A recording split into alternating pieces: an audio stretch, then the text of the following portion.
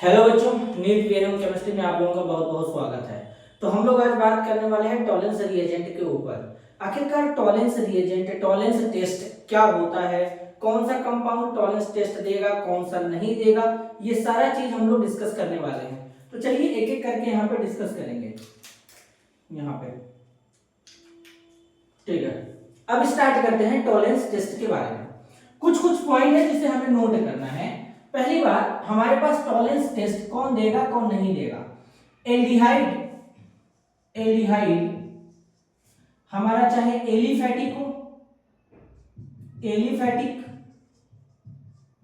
या aromatic aldehyde, या aromatic aldehyde, इनमें से कोई भी एल्डिहाइड हो ये इस टेस्ट को देगा। कीटोन इस टेस्ट को नहीं देते हैं, चाहे कोई सा भी कीटोन हो, चाहे एलिफैटिक कीटोन हो या एरोमेटिक कीटोन हो, कोई भी कीटोन इस टेस्ट को परफॉर्म नहीं करेगा सिवाय एल्डिहाइड के। एल्डिहाइड एलिफैटिक होगा तब भी काम हो जाएगा, एरोमेटिक होगा तब भी हो जाएगा। अब बात आता है कि रिएक्शन कौन से मीडियम में होता है। तो रिएक्शन के होने के लिए जो मीडियम है बेटा वो कैसा होना चाहिए, बेसिक होना चाहिए, ये ध्यान रखेंगे। क्लियर है। एक्चुअल में मीडियम बेसिक इसलिए होता है क्योंकि जो कार्बोनिल कंपाउंड में जो कार्बन होता है वो इलेक्ट्रोफिलिक सेंटर होता है, तो फर्स्ट टाइम उस पर बेस ही अटैक करता है। अगर एसिड रहता तो अटैक नहीं करता क्योंकि वो इलेक्ट्रोफिलिक नेचर का होता है। नेक्स्ट यहाँ पे टॉलेंस रिएजेंट क्या होता है, सबसे पहले ये समझना है। तो टॉलेंस रिएजेंट जो होता है अमोनिकल सिल्वर नाइट्रेट का सॉल्यूशन होता है। क्या होता है? अमोनिकल सिल्वर नाइट्रेट का सॉल्यूशन होता है। अब जैसे एनसीईआरटी के अकॉर्डिंग अगर टॉलेंस रिएजेंट लिखे, एनसीईआरटी, तो यहां पर क्या होगा, एजी NH3 का ट्वाइस प्लस, ये टॉलेंस रिएजेंट है एनसीईआरटी के अकॉर्डिंग। लेकिन बहुत सारे जगह पे टॉलेंस रिएजेंट घुमा फिरा के यूज होता है, तो हम लोग इसके जगह पे कभी कभी आपको ये भी देखने के लिए मिल सकता है AgNO3 साथ में NH4OH, या फिर आपको टॉलेंस रिएजेंट ये भी देखने के लिए मिल सकता है Ag2O, मिला जुला के इन्हीं से बनता है, अमोनिकल सिल्वर नाइट्रेट का होता है, तो या तो ये भी मिल सकता है, समटाइम्स Ag2O भी मिल सकता है। तो Ag2O भी मिलेगा तो घबराना नहीं है, उसको एज ए टॉलेंस रिएजेंट कैसा ही ट्रीट करना है। या फिर आपका ये मिल सकता है AgNO3 साथ में लिक्विड अमोनिया, लिक्विड अमोनिया, तो घबराना नहीं है, इनको टॉलेंस रिएजेंट के जैसा ही ट्रीट करना। वैसे तो एनसीईआरटी वाला एकदम परफेक्ट है, लेकिन अगर हमको ये सब भी मिलते हैं तो इनको भी टॉलेंस रिएजेंट के जैसा ही ट्रीट करना है, इनको भी लेकर चलेंगे। ठीक है, तो टॉलेंस रिएजेंट ऐसे भी हो सकता है, ये भी, ऐसे भी, या फिर ऐसे भी देखने के लिए मिल सकता है AgNH3 का ट्वाइस OH, इस तरीके से। एक खास बात और कौन कौन से कंपाउंड टॉलेंस टेस्ट को देते हैं? एसिड भी एक है ऐसा जो टॉलेंस टेस्ट को देता है, जैसे कि फॉर्मिक एसिड, इसे बोलते हैं फॉर्मिक एसिड। ये भी हमारा क्या करता है, पॉजिटिव टॉलेंस टेस्ट देता है। क्लियर है। और हमारे जो टर्मिनल एल्काइन होते हैं, टर्मिनल एल्काइन, ये भी क्या करते हैं, टॉलेंस टेस्ट को देते हैं। लेकिन अगर हमारे पास एल्काइन क्या है, इंटरनल है, इंटरनल एल्काइन है, तो ये इस टेस्ट को नहीं देगा। इतना अगर बेसिक बात याद रखोगे तो उसके बाद हम केवल रिएक्शन है, रिएक्शन समझा दूंगा। देखो पहली बात, इस टेस्ट को कौन देगा, एल्डिहाइड, चाहे एलिफैटिक हो या एरोमेटिक हो, वो इस टेस्ट को देगा। कीटोन नहीं देगा। रिएक्शन कराने के लिए मीडियम बेसिक होना चाहिए। टॉलेंस रिएजेंट क्या होता है, अमोनिकल सिल्वर नाइट्रेट का सॉल्यूशन होता है। एनसीईआरटी के अनुसार ये वाला फॉर्मूला परफेक्ट है, AgNH3 का ट्वाइस प्लस। लेकिन अदर बुक भी जो है वो इस टाइप के भी फॉर्मूले को लिखते हैं, जैसे AgNO3 NH4OH, या फिर Ag2O आएगा तब भी उसको टॉलेंस रिएजेंट के जैसा ही ट्रीट करना है, AgNO3 या लिक्विड अमोनिया, या फिर इस तरीके से। क्लियर है। एक एसिड भी होता है जो टॉलेंस टेस्ट को देता है, फॉर्मिक एसिड।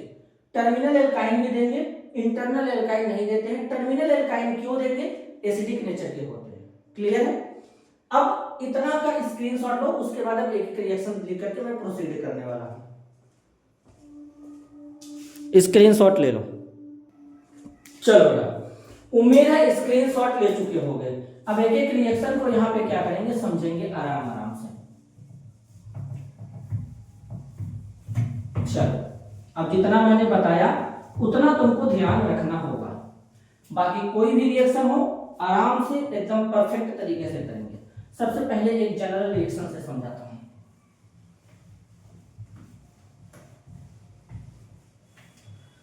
टॉलेंस टेस्ट का दूसरा नाम क्या होता है, सिल्वर मिरर टेस्ट। क्या होता है दूसरा नाम इसका, होगा सिल्वर मिरर टेस्ट।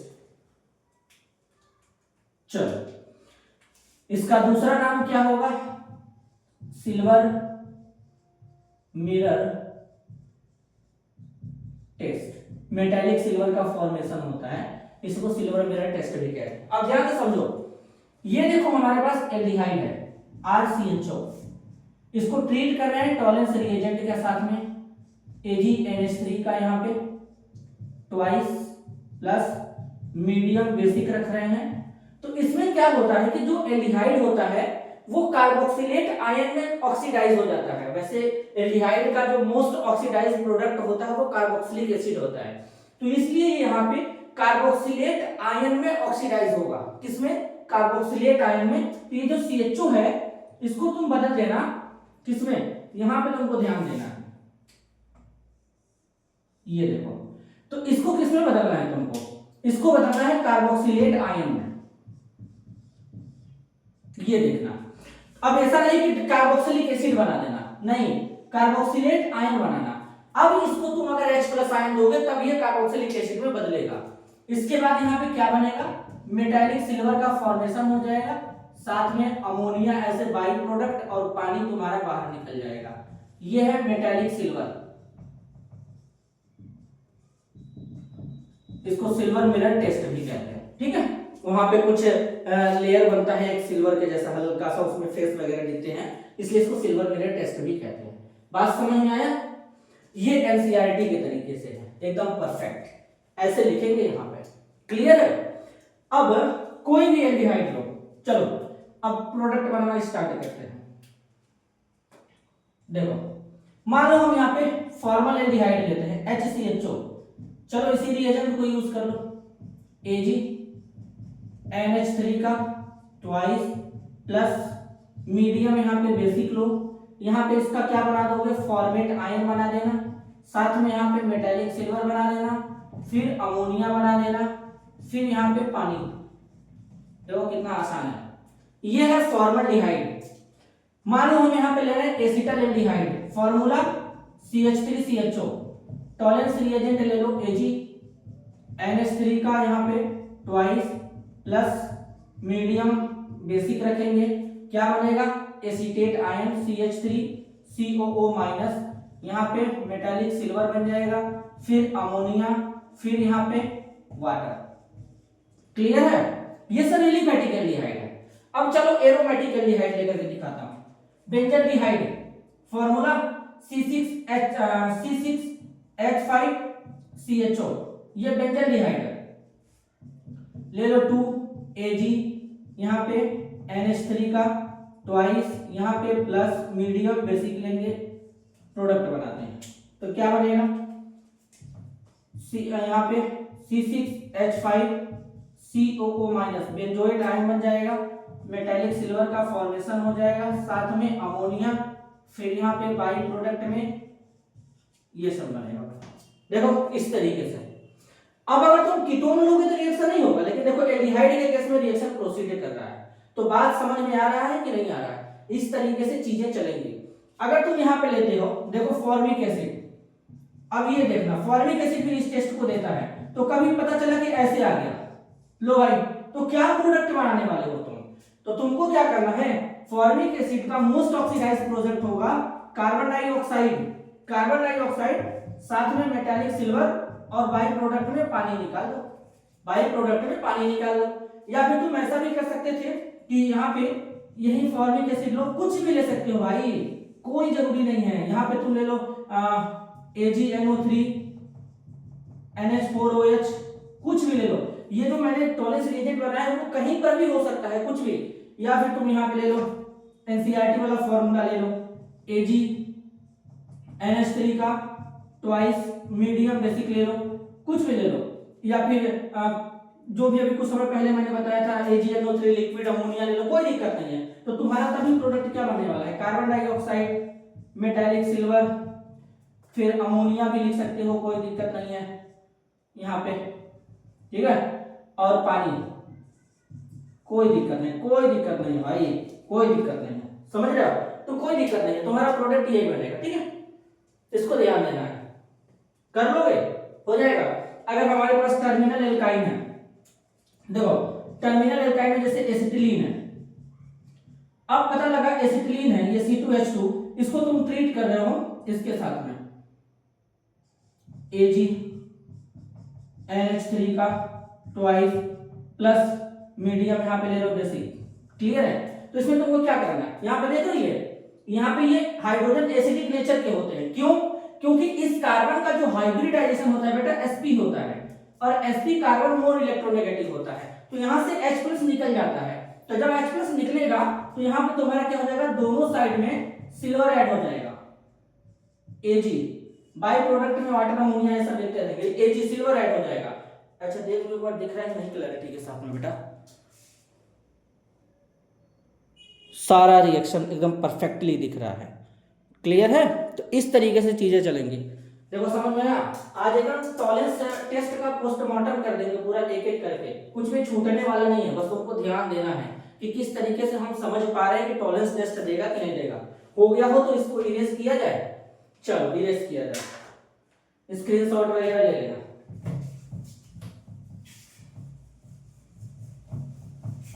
मैंने बता दिया कि किस किस फॉर्म में अलग अलग तरीके से टॉलरेंस रिएजेंट को लिखा जाता है, बाकी तो हमको खुद एनसीईआरटी वाला ही लिखने में अच्छा लगता है, लेकिन अगर कभी Ag2 आ गया तो टॉलरेंस रिएजेंट के जैसे ले जाके सेम प्रोडक्ट बना देंगे, समझ में आ गया? तो वो भी टॉलरेंस रिएजेंट जो बनाया जाता है ना, तो वो सब बीच में ऐड किए जाते हैं, तो इसलिए बहुत सारे जो बुक्स होते हैं उनको इस तरीके से लिख देते हैं, तो परेशान होने वाली बात नहीं है।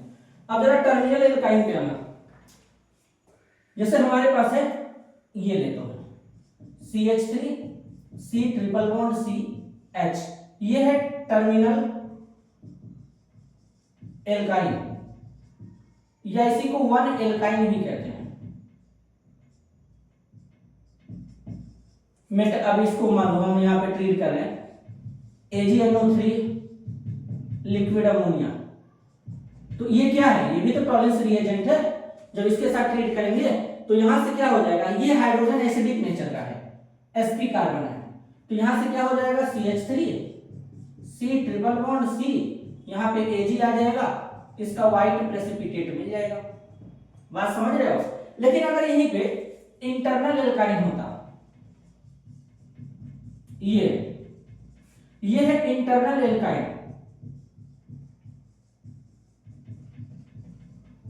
टॉलरेंस रिएजेंट,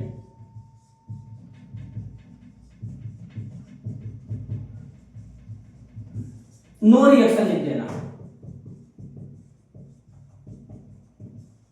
क्यों नो रिएक्शन लिखने वाले हैं?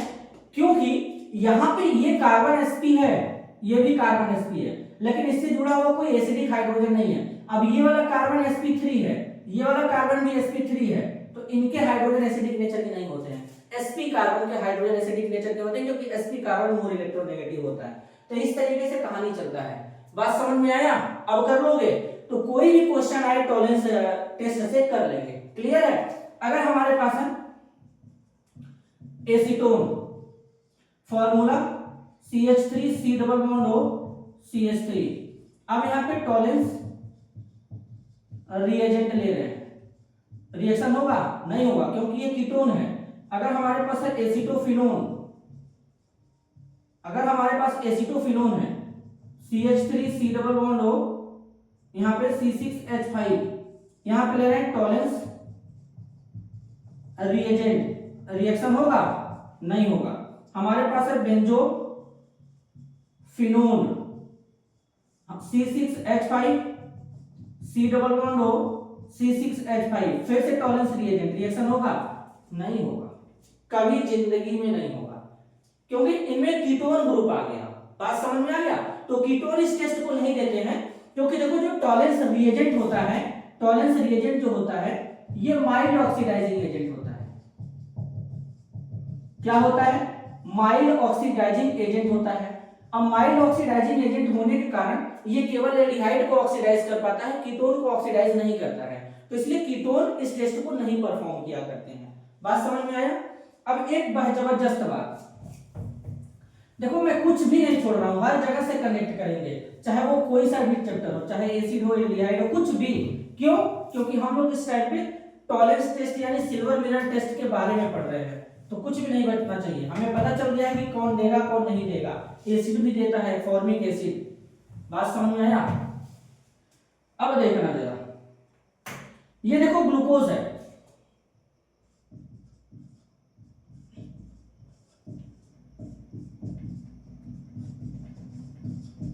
ये क्या है? ग्लूकोज। और ये है फ्रक्टोज।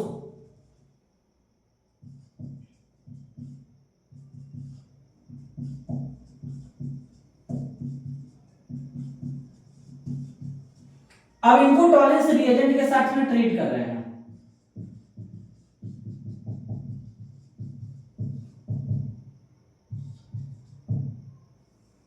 यहां भी सेम रिएजेंट है, टॉलरेंस रिएजेंट। तो अब इनमें से कौन सा टेस्ट देगा कौन सा नहीं देगा, ये हमें देखना है। तो ग्लूकोज में एल्डिहाइड ग्रुप है, ग्लूकोज में फंक्शनल ग्रुप क्या है? एल्डिहाइड है। फ्रक्टोज में फंक्शनल ग्रुप क्या है? कीटोन है। ये क्या है? ये फ्रक्टोज है। पहले तो ये समझ लो कि ग्लूकोज और फ्रक्टोज दोनों का मॉलिक्यूलर फार्मूला सेम होता है। मॉलिक्यूलर फार्मूला C6H12O6, लेकिन इनमें फंक्शनल ग्रुप डिफरेंट होता है। ग्लूकोज में एल्डिहाइड है, फ्रक्टोज में कीटोन है। तो ऐसे कंपाउंड जिनका मॉलिक्यूलर फार्मूला सेम होगा लेकिन फंक्शनल ग्रुप डिफरेंट होंगे, उनको फंक्शनल आइसोमेरिज्म बोलते हैं। ठीक है, तो ग्लूकोज और फ्रक्टोज दोनों एक दूसरे के फंक्शनल आइसोमर होते हैं। तो अब यहाँ पे एल्डिहाइड होने के कारण ये ऑक्सीडाइज हो जाएगा किसमें? कार्बोक्सिलेट आयन में, CHOH, यहाँ पे 4 बार, यहाँ पे CH2OH। बात समझ में आया? साथ में मेटालिक सिल्वर भी बन जाएगा। कभी कभी यहाँ पे ब्लैक प्रेसिपिटेट भी लिख सकता है, तो जो मेटालिक सिल्वर होता है उसी का हल्का सा ब्लैक लेयर बनता है, इसलिए ब्लैक पीपीटी भी लिख सकता है, इसको मेटालिक सिल्वर भी कहते हैं। कुछ भी नहीं छोड़ूंगा, एक एक बार डिस्कस करेंगे। तो क्या अब तुम सोचो कि भाई साहब फ्रक्टोज इस टेस्ट को नहीं देता, काट दो। नहीं, यही तो गलती हो रहा है। यहाँ पर टाटोमेराइजेशन का प्रोसेस होता है, या बोल सकते हो कि आइसोमेराइजेशन का प्रोसेस होता है, जिसके दौरान ये जो कीटोनिक ग्रुप है एल्डिहाइड ग्रुप में कन्वर्ट हो जाएगा, तो ये भी ग्लूकोज के जैसा ट्रीट होने लगेगा, तो ये भी इस टेस्ट को पॉजिटिव देगा। बात समझ में आया? ये भी इस टेस्ट को पॉजिटिव देता है। तो ध्यान रखना, फ्रक्टोज टॉलरेंस टेस्ट देता है। बात समझ में आया? तो इस तरीके से चीजों को तुमको ध्यान देना है। क्यों? क्योंकि आइसोमेराइजेशन के द्वारा इसमें भी हमारा एल्डिहाइड ग्रुप में ये कन्वर्ट हो जाता है। तो इस तरीके से तुमको चीजों को ध्यान देना है। चलो अब एक दो क्वेश्चन प्रैक्टिस कर लेते हैं। और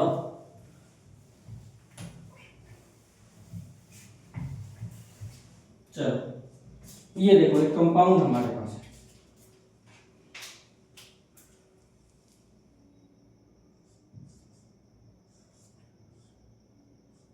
ये है, ठीक है।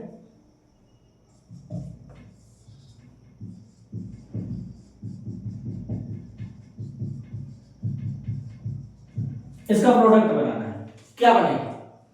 ये वाला देखो कौन सा ग्रुप है, ये कीटोन है, और ये क्या है? एल्डिहाइड है। तो तुम समझ चुके हो कि कीटोन है तो इस टेस्ट को देगा नहीं, केवल एल्डिहाइड देगा। तो क्या करेंगे? कीटोन ऐसे ही रहेगा, एल्डिहाइड का कार्बोक्सिलेट आयन बना देंगे। बाई प्रोडक्ट में मेटालिक सिल्वर वाटर ये सब बनते रहते हैं, कोई दिक्कत नहीं है, ठीक है। अगर तुम बैलेंस फॉर्म में लिखना चाहते हो तो यहाँ पे 2 3 ऐसे लगाते रहना, तो तुम्हारा बन जाएगा मेटालिक सिल्वर, अमोनिया, पानी। लेकिन मेन प्रोडक्ट से मतलब है। बात समझ में आया? क्लियर है? और भी देख लेते हैं।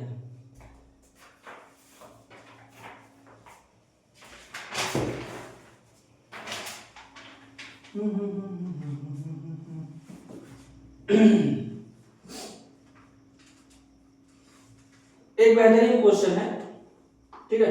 बेहतरीन क्या मतलब यही क्वेश्चन है, बस उसमें क्या किया है, ऐसे कर दिया है,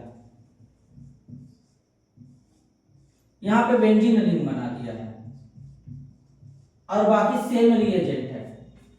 पूछा है कि इसमें से मेजर प्रोडक्ट क्या बनेगा, 4 ऑप्शन भी लगा रखा है।